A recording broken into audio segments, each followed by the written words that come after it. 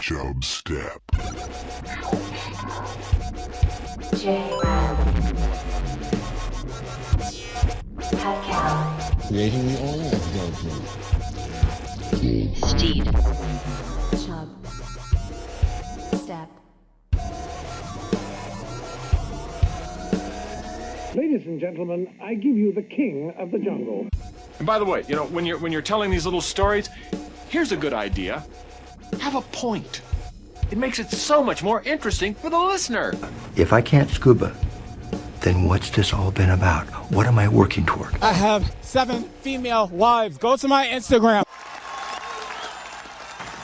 Mr. Gorbachev, tear down this wall. And the show started. Bam! Too loud. Bam. Perfect. Hey, welcome back, guys. We're excited to have you. And we are happy you're here.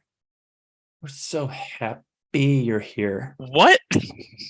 I don't know what that is. I don't know what voice that is. That was creepy. It was weird. Okay. Steed. Jay. Yeah, I know. All right, Trevor's gone. We had Trevor last week. That was great. 13 episodes. Trevor's been and on. He's banned too. And now he got banned. We found out he got banned. Yeah. According to one of our other listeners, messaged us and said Trevor knows somebody that has the airplane app on his phone. His whole segment was, what app do you have on your phone that nobody else has? And he knew somebody else had it, and so therefore he's banned. Again, this is hearsay. We'll let him. Sorry, defend himself, but he might not be able to.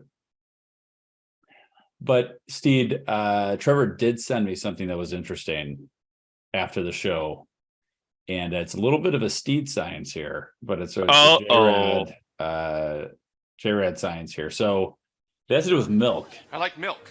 Of course. This is from CBS News, and it's an article saying that milk hydration is better than water. Really? Yeah, milk is a better drink Ron for hydration Burgundy than water. was right. Study finds May 9th, 2023. So this is actually pretty recent findings. Yeah, no, let's check that out. Yeah. Okay. I'm going to do my own research into this and disprove it. Okay. And it's not saying that water doesn't do a good job, but here's the reason why milk is better. There's no way there's more water in milk than there is water in water. Okay. Milk was found to be even more hydrating than plain water because it contains the sugar lactose, some protein, and some fat, all of which help slow the emptying of fluid from the stomach and keep hydration happening over a long period. Milk also has sodium, which acts like a sponge and holds onto water in the body and results in less urine produced. Suck it! So suck on that. So you want me to go and put salt in my water? You want me to drink salt water? Well, they actually do talk. They used to give people like salt tablets. You want me to drink salt water from the ocean? That's how you die. Well, that I can't argue with. Here's what I'm saying is, yeah, I've drinking salt water. It's bad. Remember when they also said that coconut milk was better for you or coconut oil was better for you than olive oil? The lie detector test discovered that was a lie. Then they told you that it was avocado oil. Lie detector test determined that was a lie. Then they said, oh, corn oil is actually not that bad. Lie detector test determined you are the father. Yeah. So is avocado oil bad now? I thought I read something the other day that it's fine. No, we did the Steed science, I Jared. But I thought you said that avocado was the best. I thought the Steed science said that avocado was the best. Was next to olive oil, avocado oil, then coconut oil. Yeah. Then the rape oils. The rapist oils. Rapeseed oil. Did I? Well, actually, speaking of the rapeseed oil, I think I told you this, but I saw a rapeseed oil field in England. Were you scared? It was actually just like a bunch of yellow flowers, if I saw the right thing. Yeah, they're yellow flowers. Yeah. No, it looked pretty. But hey, you try and suck on those seeds for a little while, you won't get the vegetable oil. It's got to go. You got to put diesel fuel in it. It's not just you can't just suck on the seeds to get the oil. It's a process. Yeah. Okay. Not like olives, like the Romans. Yeah. I don't even know what we're talking about. But yeah, Steve, I was basically saying you can refute that milk study if you'd like, but so far Chubstep's official stance is that milk is better than water for hydrating. Actually, I have just got in word from Harvard Health. Harvard, you ever heard of it? Probably not, because you think milk is better for you than water. It's some studies suggest milk is better than water, but evidence is weak. Okay. Okay, the evidence is weak. Okay. And Big Milk tries to bring this up. They did it in 2007. They did it in 2016. I see. They did it in 2017. Guess what? They can't win. This says the details matter. Harvard people are saying, no, you can't have people exercise in a warm environment. Like in the fake studies they did. You can't have them do other stuff. They were faking it. Okay. Big Milk was faking it, and you got tricked. I'm a sucker. Trevor also is a sucker because he sent it to me. That's fair. I mean, Harvard's saying it's not all there, but it could be. We all know food science and most science is kind of bullshit because it gets, somebody comes up with a better version of it like 10 years later. The food pyramid's a perfect example of food science. Yeah. It turns out everything with the food pyramid's wrong. Pretty much. It's almost completely reversed. They almost could not have gotten it more wrong. Yeah, don't eat like massive amounts of bread. Weird. Yeah. I don't know why all of America is gigantic. Oh, well, probably because you're eating freaking bread all day. All the time. Yeah. Steve, what's something you want to get to? Jay, I want to get to the new biggest murderer, biggest threat to human life in the world. What is it? It's killer whales. Killer whales. Killer whales.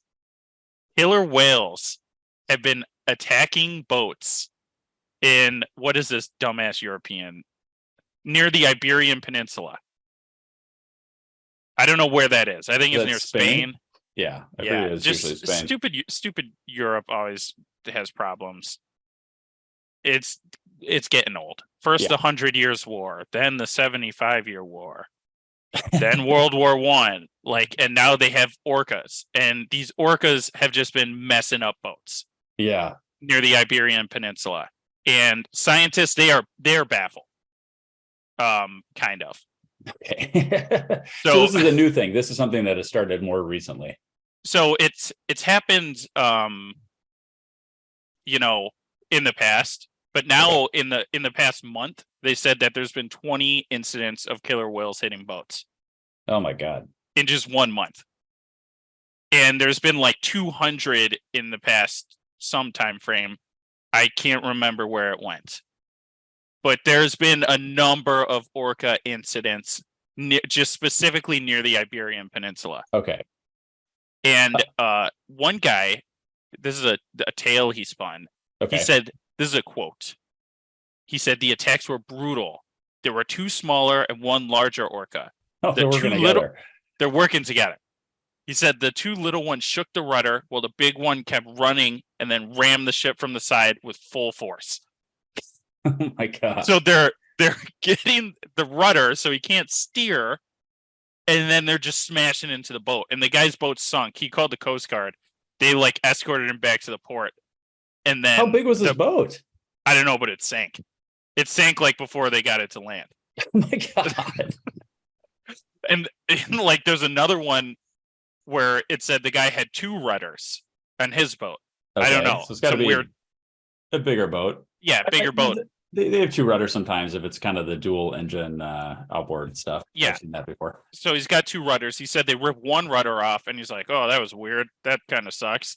And then they come back and rip the other rudder off. And he's like, God. Oh, geez, I'm screwed. Yeah. Oh, my God. Now I'm in trouble. They know what they're doing. I think that boat didn't sink, though. They just, messed it up. So they're just wreaking havoc. They're learning. They're getting too smart. And I think we got to call in the Japanese. Yeah. This is their specialty. This is where they, this is their strong suit. The whale hunting. Yeah, we got to stop those guys from the Animal Planet show that were trying to stop them from hunting the whales. and we got to reroute them into the Iberian Peninsula. I mean, that's always the problem with these kind of like reactions to things, right? Like, yeah, there's these bad Japanese whale fishermen, but now people are getting their boats sunk, and they're nice boats. They could be nice boats. They are nice. From what I know about the Iberian Peninsula, yeah, it sounds like a nice place to go on vacation. Yeah, it is. Yeah, you do seem to know a lot, basically, to know where it was. But it does. You're right. It looks like they just call that whole area where Spain and Portugal is the Iberian Peninsula state. Oh, really? I thought it was what? Yeah. Are they getting anything, or is it not like they can eat anything from? They just don't want boats around. No. So the pervasive theory right now. Yeah.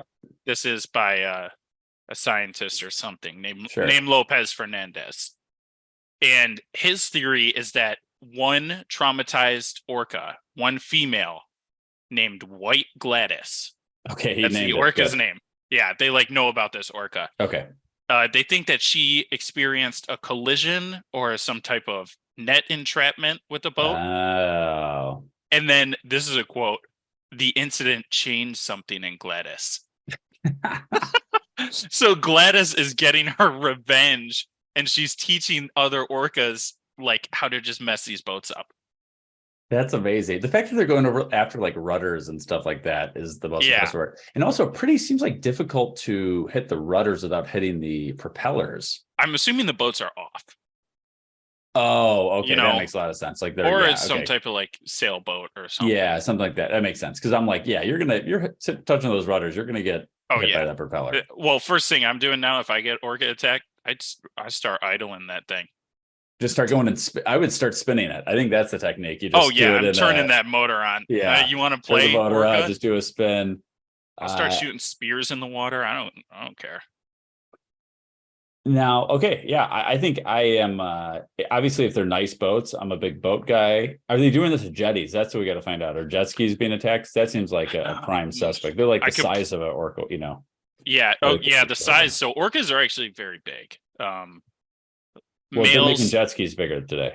Males are typically 6 to 8 meters, 20 to 26 feet long. Okay. You could say that's about the size of a school bus, maybe. Yeah, it's bigger than a jetty. Let's see. They weigh, what the fuck? In excess of 6 tons. Largest one weighed more than 10 tons, and it was 32 feet long. Okay, yeah. So that's how they can do so much damage to these boats, because they're just bigger than the boats. Weigh 10 tons. 10 times 2. I didn't realize 20,000 pounds. Yeah, they're just that's gigantic. Crazy. Yeah. Yeah, they're big boys. Okay.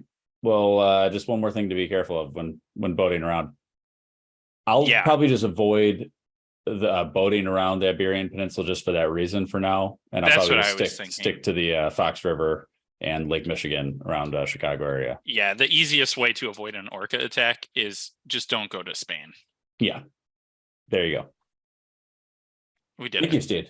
I think a good warning to all fellow boaters out there. Yeah, all the seamen. Okay, Steed, here's a water-related thing. I was in Lake Tahoe over Memorial Day weekend. Yeah. I was there for a wedding. Oh. Did you know where Lake Tahoe ranks on the deepest lakes in the United States?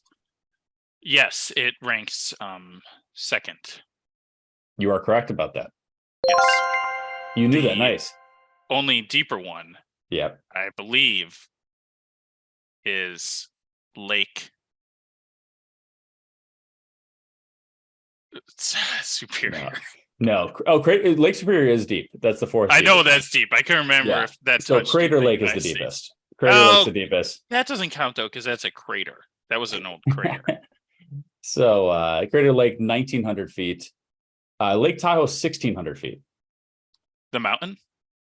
Lake Tahoe, it is deep, 600 feet deep. Okay. Crater Lake is 1,900. Yeah. So I didn't realize how deep I had no idea it was that deep of a lake. That's deep. That's crazy. It's also like 12 miles wide. Huge lake. So I had never been in the area before. You have to, the closest airport is Reno. So people typically fly into Reno and drive like an hour to Lake Tahoe, or you can like fly to Sacramento and drive in. But what's funny is that like it's half on the border of California and half on the border of Nevada. It's like almost split in the middle. And as soon as you drive from the California side to the Nevada side, like literally on the border, just the casinos start. It's like the most Nevada thing ever. It's like perfect. So it's just cool. Googling. Anyway, it's a very, very pretty area. It's basically like you're in the mountains in Colorado, but you've got this super blue water in front of you. But I didn't realize that water. I mean, once I realized how deep it was, it makes sense. But that water apparently like never gets warm. Oh, because it's so deep. It's so deep, and you get all the like it's high up elevation, and all you get is like the snow runoff, like fills it up. So it's just so. Does it get warm in the air though? Yeah. No, it gets hotter in that area, and not like I don't know if it gets crazy hot, but it's still California, Nevada. I mean, it's obviously it's elevated and stuff, but I don't know. Like, let's see what it. That would be nice if it was like maybe 90 out, and you dip into the 60-degree water. There's for sure times where people go in the water. It's just like I never, you don't really think about lakes just staying like that cold. Apparently, it's always just very cold. Guy, you have a last name. Do I? So anyway, very pretty area, but I was there for this wedding, so there were some interesting stories from that area. Two weird food scenarios. So one was somebody at the wedding asked for ketchup for their spaghetti. Ooh. Which spaghetti? Yes. A Lake Tahoe wedding with spaghetti? Well, they had like a fettuccine, like I think it was a shrimp scampi, like fettuccine was one of the options. And then somebody was asking, they might have got, I don't know if they got the shrimp removed. This is on the other side of the room, but somebody did ask for ketchup with this spaghetti. I don't even know. It probably was a fettuccine. I don't know if they got like their own thing and then just got whatever it was. They had a noodle dish and was asking for ketchup with it. You should have walked up to them, took your glove off, and slapped them across the face with it. You think I was wearing a glove? Challenge them to a duel. Yes, my dueling glove. I think you were wearing a glove in Lake Tahoe. That's one of the premier classy places. That's like true. in America, like That's Vail. True. Yeah, all those ski towns. So that was a choice, and then we went to one of those Mongolian barbecue places for dinner, like the day after. Mm-hmm. And there was a couple on the other side, and you can grab a bunch of different things. Like those places have so many options for basically you pick stuff, you put it in a bowl, and then you bring it over to like a guy that they have this big like and they like cook it in front of you, hibachi type thing, right? They're cooking in front of you. Yeah, it's fun. So this girl pulls up, and the bowl is filled with two food items, two meats, Steed. Ooh. And these two meats, not typically known to go together, but she decided to go for it anyway. Shrimp and hot dogs. Oh, no. No sauce, nothing else. She had a bowl of shrimp and a bowl of shrimp and chopped up hot dogs, like in the bowl together. And just gives it. This is the ketchup person, right? Separate, complete. This is somebody we didn't know. This shrimp and hot dog person was just somebody that you could see everybody has their bowls of what they're going to cook sitting around this big like hibachi thing. Oh my God. And this person just has this bowl filled up, no sauce, no anything, just shrimp and hot dogs. Why was hot dog an option? I guess for kids, maybe. Assuming for kids. This was not a kid. This lady was, upper 20s, lower 30s. Ugh. Not sure what the thought process was there, or what that could have gone with. Again, no like vegetables, no sauces, no noodles, all the rice, none of that kind of stuff. Just shrimp and hot dogs. You should have asked for like an interview somehow. Ma'am, I know I don't know you, but can we talk about something that's very concerning? Let me get you on Chubstep podcast, because I'm curious what the rationale was for this. Yeah, that's wild. Yeah. That was one thing. Then the last thing that was very pretty spot, like I said, very cool wedding. What was interesting, so we had the reception in kind of like a rented out area of this kind of steakhouse that was on the mountain. And one of this is my wife's sister's boyfriend goes into the bathroom upstairs. This is like a busy restaurant. Mm. goes to the bathroom upstairs. This place is like one restaurant for the main thing, has one sit down stall for guys and like 2 urinals in it, right? So he's in there at the urinal, and a guy, an older man and an older woman walk into the men's bathroom. Okay. And I am paraphrasing here a little bit because I don't remember the exact words of what was said. But I did write it down because he told me the story and then I wrote it down after. But they walk in, he said they were like maybe mid-50s, walk in, and then they see him and they're like, she's like, "Oh, you brought me into the wrong bathroom. I'm not supposed to be in here. You shouldn't have done that, you little slut. What do you think, you little..." And apparently she said slut to the guy like 3 or 4 times. Oh my God. And then walked out of the bathroom. He's like, "Oh, there's no doubt they were going in there to bang." Like at peak like dinner hour in the one stall bathroom of this busy restaurant.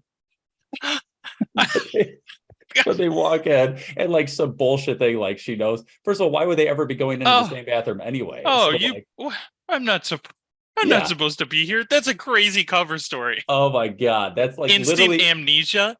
That's like literally how he phrased it. That's exactly how she said it. Like, "Wait, I'm not supposed to be in here. Why did you bring me in here? You little slut. What are you thinking, you little slut? I'm not supposed to be in here, you slut." Oh my God. Why? Oh, that's crazy. That's maybe she was fishing for a 3-way, like putting the feelers out. Yeah. Like, just call him a little slut. And then if the urinal guy starts calling him a slut, then we're on. It fortunately did not work out that way for them. But I mean, it's like, to me, if you're gonna, you have to do that in the stall if you're wanting to have you don't sex have in like to. a public bathroom. Ideally, you want to be in a stall to make it less obvious. So you would think you'd go to the women's bathroom because there's usually but women are way more uppity. You know, the woman walks in on somebody banging in the stall. They're like, "Oh no." You know what? That's actually a manager, that's but probably if pretty accurate. I feel like a guy would be less. He'd just be like, "Dude, what's going on?" Like, "I'll just leave." He'd I'll probably come back just later." pee. He'd probably just the guy would go and pee and then be like, "All right," you're right. and then just leave. That's actually a very good point. So they were just taking that risk, and it paid off for them. Well, as far as he didn't report it, he just told us, which now I'm telling you. Yeah, and I have their social security number, so yeah, I wish I'm reporting them to the Steak Association. Good. So yeah, that was the trip. That sounds really fun. Yeah, it was good. I wish I would have been the one that witnessed that happening, but I wasn't. Yeah. Well, Jay, speaking of your trip, while you were there, you texted me Steed Science. Oh, I did. Yeah, I forgot. I think you texted me too. Yeah, but yeah, there was one of them you like refuted. Yeah. Okay. So no, don't worry. I looked into it, Jared. Okay.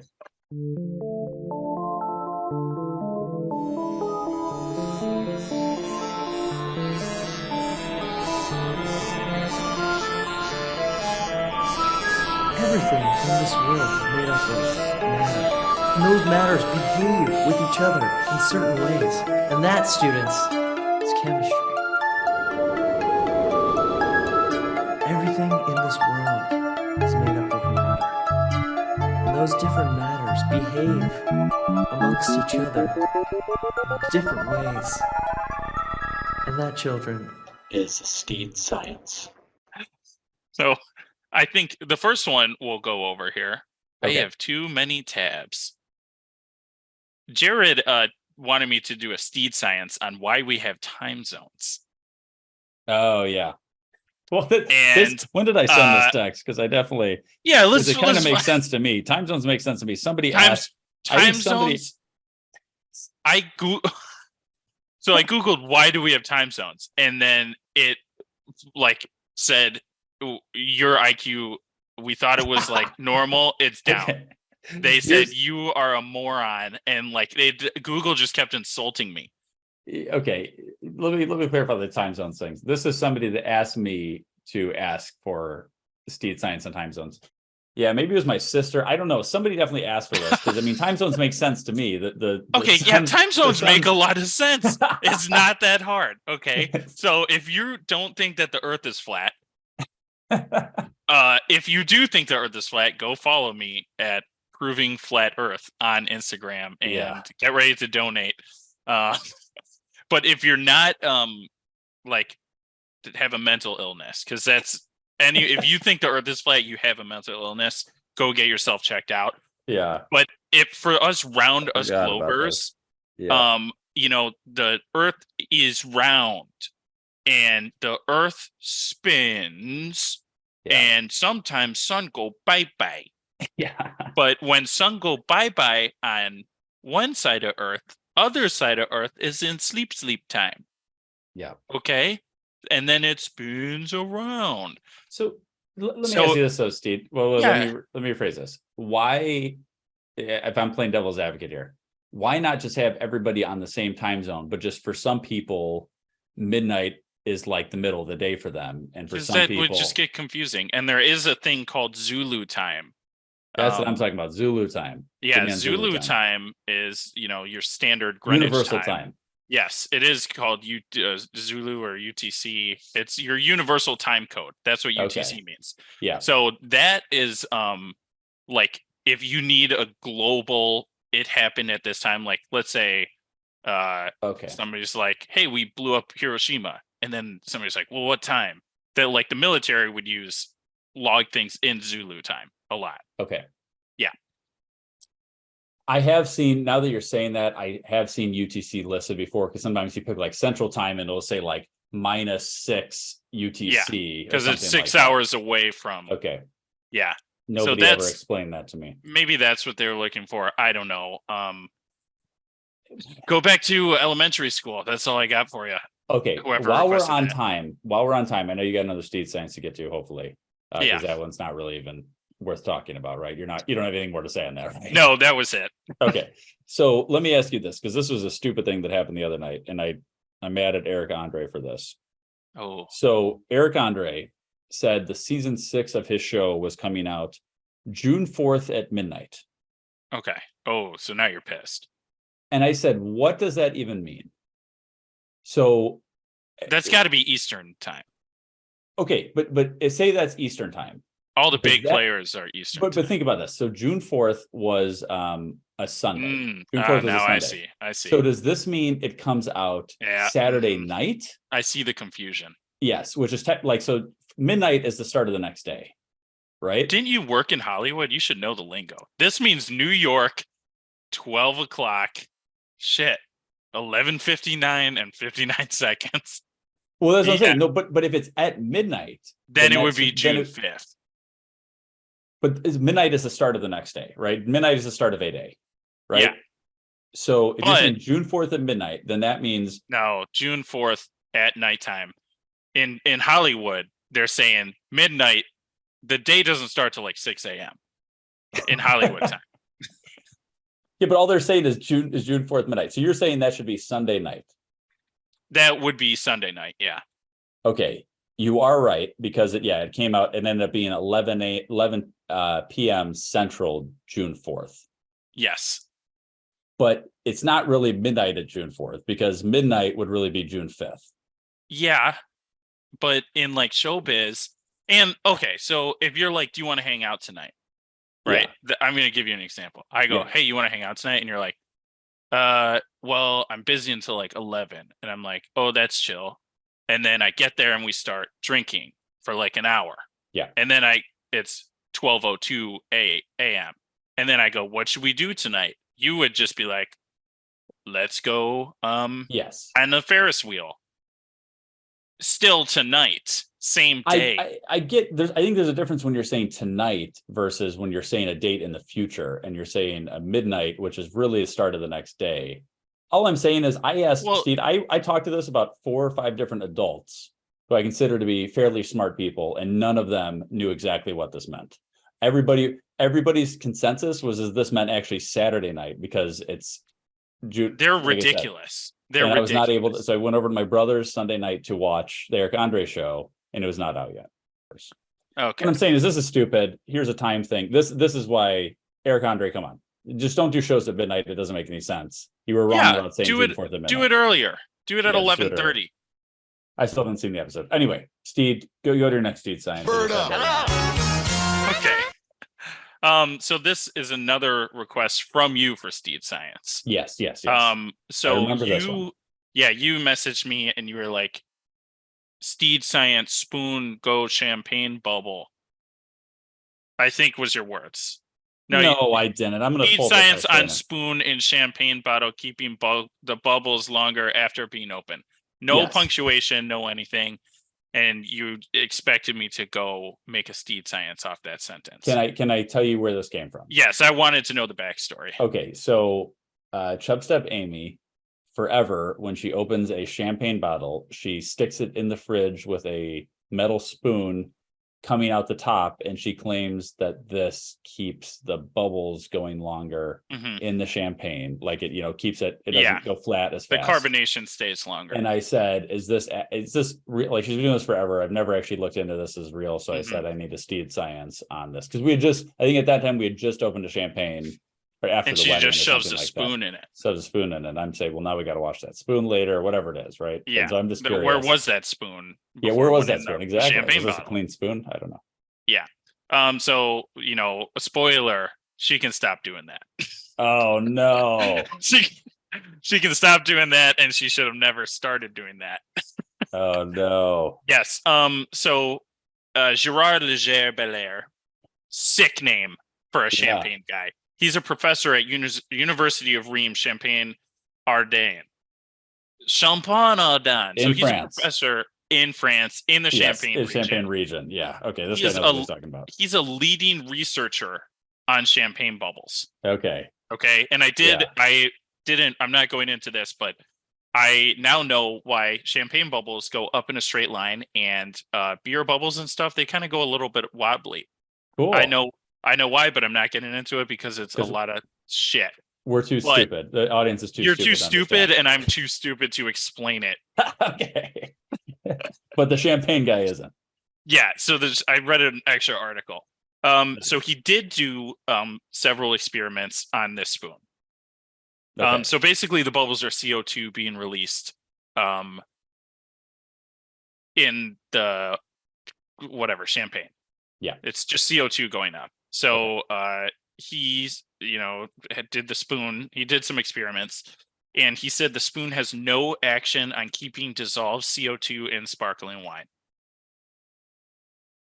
None at all. He said, this is a quote from him, many people would just be surprised that putting it in the fridge is going to keep the champagne bubbly. Open in the fridge will keep it a little bit bubbly for several days. So if you put a spoon in there, it's doing absolutely nothing. Okay. So he says he thinks that the spoon thing started because somebody put a spoon in there and then put it in the fridge, and it was still a little bit bubbly when it would have been a little bit bubbly anyway. And then that just spread and spread and spread. Okay. The best way to keep champagne fizzy is to seal the bottle hermetically. That's when you put your wrap your loose skin around it. You put your foreskin from last week over the top. Yeah. No, it's it's you seal it airtight. Okay. Yeah. So no gas can pass through, but most people don't have a hermetic sealer. Which your skin might be able to do. I think it is because air doesn't get into my hands. Yeah, so that's true. My skin must be. That's true. Yeah. So he says, just use a champagne stopper. Okay. That's a very good way for most people. I think it's close to a hermetic seal, but you can't technically call that a hermetical seal. Yeah. Until it's Yeah, or do anything to keep it. But so the CO2, when you have the space in the bottle, the CO2 is going to invade that space. Okay. So the more that you drink, the more space is going to be up there for the CO2 gas to go in. So if you drank a bunch, it's going to lose its CO2 way faster unless you somehow suck all the air out. But then your bottle might break. It might be. Well, what if you fill up the difference with water so that it has less room? Yeah, that's pretty smart. Actually, Jay, what I will recommend here is you take a condom. Okay. Yeah. and you fill that up with water in the bottle, and then that condom fills the void. Oh, we'll go then down. You can, take the Pull condom it out. back That's out. genius. Yeah. I wonder if the French guys tried that. Yeah, I'm gonna ask send them an email. Gerard Leger Belair if he's ever heard of that. God. Send them an email. See if you can find that. That'd be great. Hey, Gerard. What's the best condom my for buddy, putting in your champagne? my frat bros always told me you could fill a condom with water and stick it in a champagne bottle. It'll last longer. Is that accurate? He might write an article. Yeah. So as a little bonus, I decided to give you guys a little knowledge on when you can call something champagne versus prosecco. Yes. That's the other one. Because some people are hoity-toity and they're like, oh, it's champagne. Blah, blah. It's sparkling wine. Blah, blah, blah. Yeah. We're going to fix that. Okay, so champagne is sparkling wine. Yeah. Prosecco is sparkling wine. Yeah. They're both sparkling wine. But champagne is a type and Prosecco is a type. And there's a couple qualifications for the to be called champagne, I guess. So it has to be from the Champagne region. Mm-hmm. So this is the thing. It can be made from a bunch of different grapes. Chardonnay, Pinot Noir, Pinot Meunier grapes. Doesn't matter. Okay. But the other thing, it needs to be made using the traditional method. Okay. So the traditional method, this is where the bubbles come in. The bubbles in the champagne or the Prosecco come from a second fermentation of the yeast that produces the bubbles. And in the traditional method, this happens in the bottle of champagne. Okay. So you do your champagne brewing, you ferment the shit. I don't know. Then you put it in the bottle and then you get some more yeast in there or something. Yeah. Shake it around. It happens in the bottle. And then you remove the yeast through a process called disgorgement. This method is much more time consuming and labor intensive than this Prosecco method. In the Prosecco method, so Prosecco things are from primarily in Veneto, Italy. It's close to Treviso. Okay, yeah, for those that, yeah. Mamma mia. So these are normally made with Prosecco grapes or Galera grapes. And this is more affordable than champagne and sometimes looked down upon because it uses the tank method rather than la méthode traditionnelle. In the tank method, the second fermentation occurs in a tank outside of the bottle. So you can do like a bunch of it at once. Yeah, you're doing mass quantities and pour it in the bottle after. Yeah, exactly. I gotcha. Yes. So that's the main difference. So if some asshole at a party and you're just trying to pop champagne, pop bottles, and you grab the Prosecco and they're like, oh, blah, blah, blah. Now you can be like, oh, actually, it's more about the la méthode traditionnelle versus a tank method, why they're so distinct. And you can just rub that in his face. Yes. I like it. It's similar to kind of a whiskey bourbon situation where they're kind of the same thing. They're just kind of the location matters and sometimes the process matter as well. And just the fact that nobody gives a shit about it matters. Yeah. I don't some care. People do. Some people do, Steve. Give me champagne, give me whiskey, give me bourbon. I'll drink it. Yeah. I don't give a shit. All right. Yeah. Well, there you go. I think we've learned a lot today, and maybe too much. Really I don't want to overwhelm people because they get, people's attention span is only so much. They can only take in so much information. So I have about you're not going to want to 3 minutes. Yeah. 3 minutes of attention.